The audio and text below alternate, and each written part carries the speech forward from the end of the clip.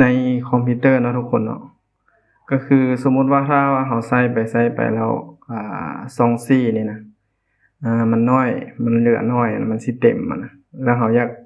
แบ่งเอา 2D นี่มาใส่ 2C นี่เนาะสมมุติว่านะโดยที่เราบ่อยากลง Windows ใหม่หรือว่าฟอร์แมตอิหยังใหม่เบิดนะมื้อนี้เราจะมาบอกวิธีง่ายๆเลยเนาะก็คือเป็นอ่าโปรแกรมฟรีนะทุกคนเนาะชื่อว่าตัวนี้ Mini Tool เนาะ Mini Tool ตัวนี้เห็นบ่ Mini Tool Partition ตัวนี้เลยเนาะเข้าไปโหลดเอาเลยเนาะบ่แล้วมาที่ดาวน์โหลด Partition ตัวนี้อยู่ถึงเราดาวน์โหลดตัวฟรีมาเนาะทุกคนเนาะคลิกดาวน์โหลดไปเลยจะได้มาแบบนี้ดาวน์โหลดโปรแกรมมาเนาะเดี๋ยวเรามาลองเฮ็ดมันได้โปรแกรมมาแบบนี้นะทุกคนเนาะคือรันเลยเนาะเปิดไปเลยมันจะเป็นเวอร์ชันที่ฟรีเนาะสำหรับตัวนี้แต่ว่าถ้าว่าใครอยากได้เวอร์ชันที่เสียเงินก็ได้คือกันเนาะ next ไปเลยเนาะ next ไปเลยเนาะ next แล้วก็มันจะดาวน์โหลดมาให้ลงแป๊บนึงนะทุกคนเนาะ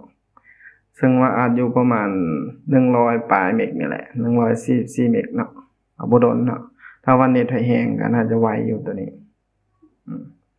รอท่าจนกว่าที่มันจะดาวน์โหลดมาเนาะแต่ว่าในการลงตัวนี้ต้องเชื่อมอินเทอร์เน็ตด้วยนะทุกคนเนาะคือเพื่อให้มันดาวน์โหลดไฟล์มา install ให้เราเนาะต้องเชื่อมอินเทอร์เน็ตไว้ตลอดเวลาเลยรอท่านะรอท่ามันดาวน์โหลดมาหลังจากที่ดาวน์โหลดและ install อย่างเรียบร้อยแล้วเราก็มันจะขึ้นหน้าต่างนี้มาแล้วก็ finish ไปเลยขึ้นหน้าเว็บเนาะตัวนี้ก็ปิดออกไปก่อนเลยเนาะ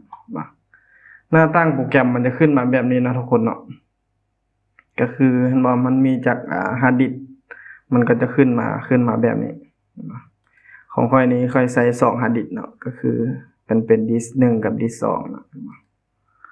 ดิสก์1สมมุติตัวนี้เป็น 2C เนาะตัวนี้เป็น 2D เนาะมันจะอยู่แบบนี้เห็นบ่อยู่แบบนี้ถ้าว่าเราอยากย้าย 2D มาใส่ 2C เนาะสมมุติว่า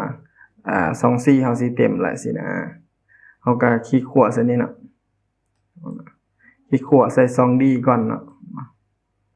แล้วมาที่ฟังก์ชันมันมีหลายฟังก์ชันอยู่ในเนาะทุกคนเนาะมีแต่ว่าไปลองใส่เบิ่งสำหรับคลิปนี้เราจะมา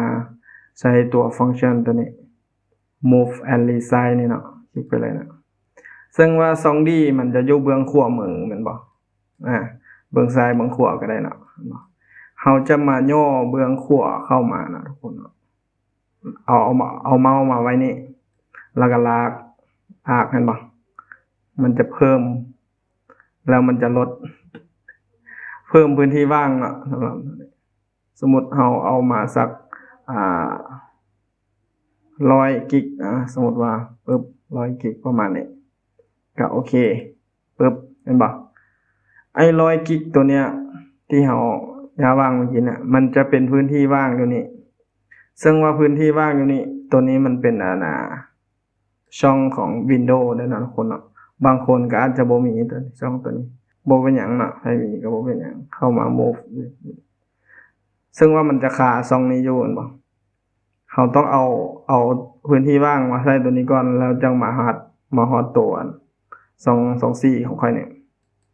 ลองเบิ่งเนาะ move and resize นี่เนาะเห็นบ่มันจะมีอยู่แบบนี้เราก็เลื่อนเอาพื้นที่ว่างมาใส่ช่องนี้แล้วเอาช่องนี้มาไว้สินี่แบบนี้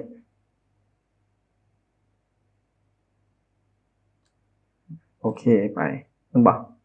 พื้นที่ว่างมันก็จะยับมาหา 2C แล้วเนาะเห็นบ่เราก็คลิกขวาซะนี่แล้วก็มา move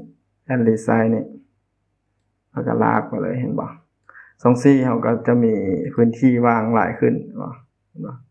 เพราะว่าเราได้มาจาก 2D เนาะแล้วก็คลิก apply อยู่นี่เนาะทุกคนเนาะเวอร์ชันนี้มันมีคลิก apply อยู่นี่แล้วก็ โปรแกรมจะเฮ็ดโปรเซสอยู่โดนเติบเนาะประมาณ5นาทีหรือว่า10นาทีนี่แหละแล้วก็ success ขึ้นปกติเนาะโอเคเลยวันนั้นล่ะแล้วก็ลองรีสตาร์ทคอมนึงแล้วก็เราจะได้พื้นที่ของทรงซี่นี่เพิ่มขึ้นหลายกว่า 2D นี่ประมาณนั้นตามที่เราได้แบ่งปันมาแหละเนาะลองไปปรับใช้เบิ่งนะทุกคนเนาะสำหรับโปรแกรมนี้ค่อยคิดว่าน่าจะโอเคได้มันใช้เกี่ยวกับฮาร์ดดิสก์ได้ค่อนข้างดีเลยแหละลองไปใช้เบิ่งเนาะมันมีหลายฟังก์ชันอยู่สำหรับวิดีโอนี้ก็น่าจะประมาณนี้เนาะ